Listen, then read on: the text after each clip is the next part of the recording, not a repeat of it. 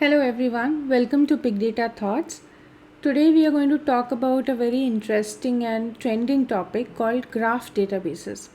In the past, we have looked at distributed architectures, how they operate. We have looked at NoSQL and understood what a NoSQL database is and why it is needed.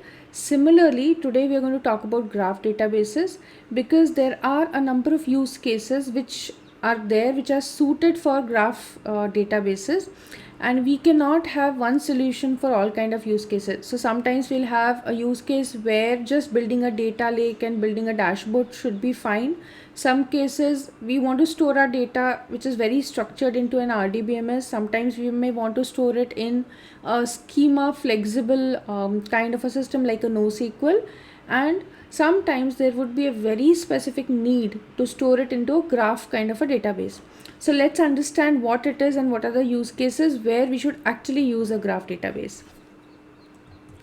So first of all, let's talk about what is a graph. This is something that we have studied even when we were in school. We have drawn certain graphs. And what does it mean? So a graph is nothing but a collection of vertices and edges. And if I have to put it very simply, it is a set of nodes and relationship between them. So there are nodes, there are relationships between them, and if you want to depict that relationship, the easiest form to do so is like a graph. For example, this can be called as a representation of a graph with nodes and edges and relationships.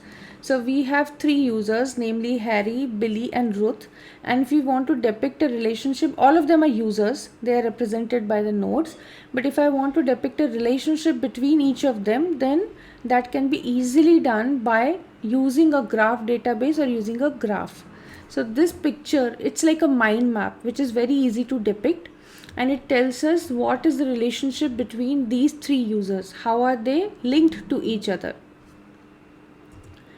Now we looked at simply what a graph is, how we pictorially represent that, but now talking about graph databases, if we have to depict this kind of a relationship, for example, let's take an example of LinkedIn.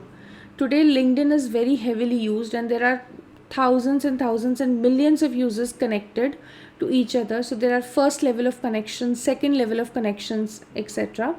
Now when we go to a LinkedIn page, it shows us our first level, their connections and our second levels.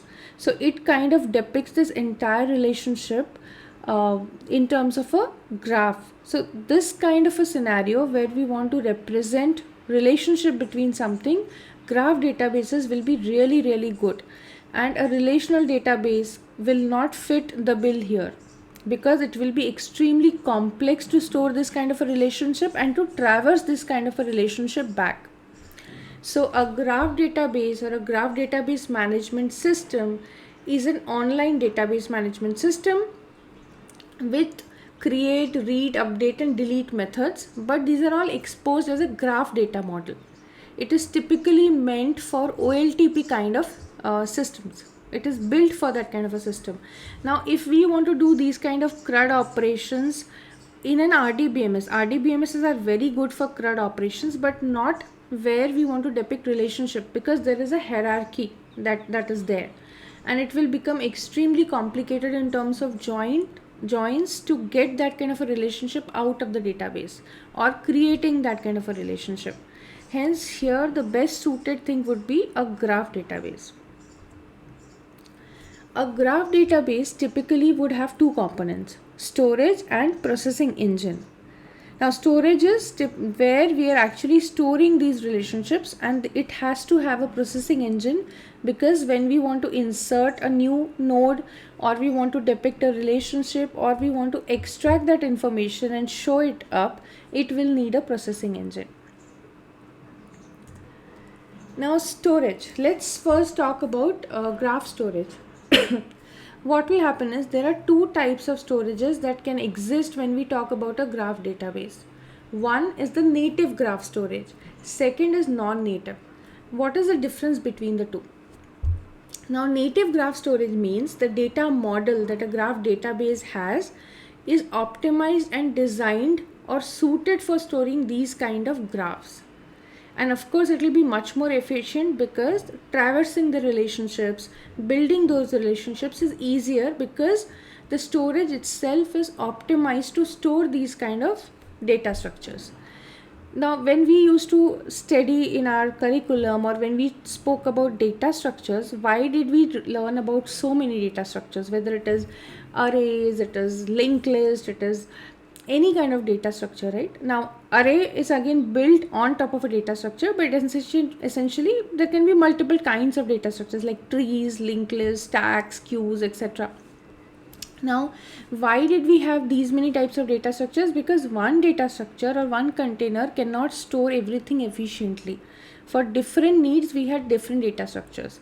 Similarly, in a graph database, the storage will be optimized or built in such a way so that the storage and managing of graphs becomes easy. That's why native graph storage is much more efficient. There can be another option of non-native storage where we do not have a natively built storage optimized for a graph, but we can have the graph data serialized and put into a relational database or an object-oriented database. That is very much possible, but that may not be as efficient as a native graph storage. Similarly, when we talk about processing can be, we can have an index-free adjacency. Now, this is a term widely used when we talk about graph databases. What it typically means is that there are multiple nodes, as we saw, which have relationships between them. Now, these nodes are connected. They point to each other in the database when we talk about the native storage or the native processing. And it is very, very easy to traverse them. If we have to build a storage or a processing engine which is not native, and we have to depict that kind of a graph relationship and we have to traverse, it will become very difficult.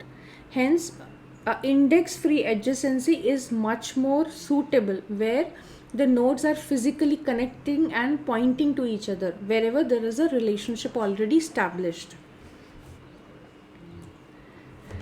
If we look at this picture, it will tell us what are the different types of graph databases available.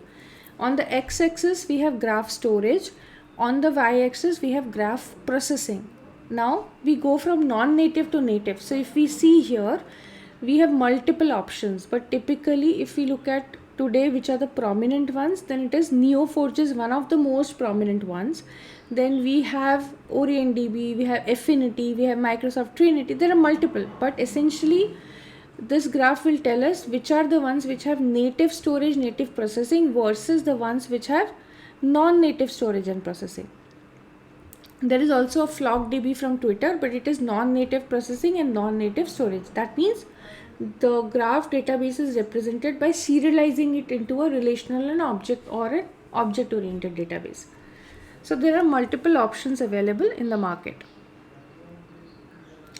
Now, what are the benefits of having a graph oriented or graph database storage? One is performance, because in relational databases or NoSQL data stores, it is difficult to depict the relationship. So here it is very easy to depict the data that is connected to each other. Their performance is relatively constant. Even if we keep on growing the data set, we keep on growing the number of nodes and relationships, the performance does not degrade. So they have a very good benefit in terms of performance. The next is flexibility. Graphs are naturally additive, which means if you want to add new relationships, new nodes, labels, subgraphs to an existing structure, it will be very efficient. We don't have to disturb the existing queries. We don't have to disturb the existing graph. So it is very, very flexible in terms of scaling our data set. So performance is one. Second is flexibility. Third is agility. So the data model. Now these three are actually linked to each other. The data model can evolve, which means with growing data, we can add different types of relationship, different kinds of nodes, without degrading the performance, without touching the existing queries. Now let's talk about what are the use cases. Where would we actually use this kind of a graph database system? One is social networks, which is pretty obvious because social networks like LinkedIn, like Facebook, they all depict relationship and we have connections depicted. So in these kind of situations, graph database is extremely suitable. Recommendation engines. Recommendation engines also have a relationship and they need a faster traversal where we actually can predict that if one person likes this, somebody with a similar habit would also like this. So it's a relationship, hence recommendation engines are also well suited for a graph database system. Geospatial data like Google Maps, etc. Those are a good use case for a graph database. MDM. In MDM, not the entire master data management, but the hierarchy, wherever we are maintaining hierarchy or parent-child relationship, that can be stored in our graph database. Network and data center management.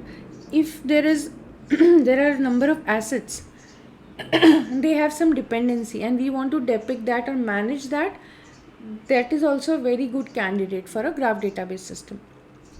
Similarly, authorization and access control. Now, there are multiple use cases. These are just some of the examples, but this gives an idea of what are the suitable use cases. Like I said in the beginning, not every use case is suitable for a particular database management system. Something is suitable for RDBMS, something from NoSQL, and something for graph. So, as a developer, as an architect, it is extremely important to understand the use case and then select the kind of storage and processing that we need so that it is more optimized. So these are some of the use cases that we can think about when we think about graph database management systems. Now, most popular graph databases that we see in the market today are ArangoDB, Neo4j, OrientDB, Allegro Graph, and Ontotext Graph DB. These are some of the names that you will hear constantly, and most likely Neo4j. I think this is spell mistake here. It was supposed to be Neo4j. So Neo4j or ArangoDB, these are the ones that you will really hear about a lot. And that these databases can actually be looked upon and experimented for some of the relationship kind of use cases. So this was a short video about what a graph database is, what are the features, use cases. I hope this helps you to give a very high level context about what graph database systems are. So keep watching, sharing and liking the video. Thank you so much for listening in. Thank you.